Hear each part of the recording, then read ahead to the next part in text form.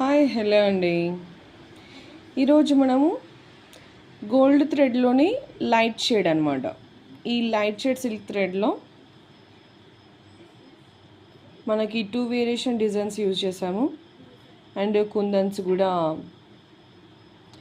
మనకి light pink square kundans and small round kundans and leaf kundans use చేయడం జరిగింది.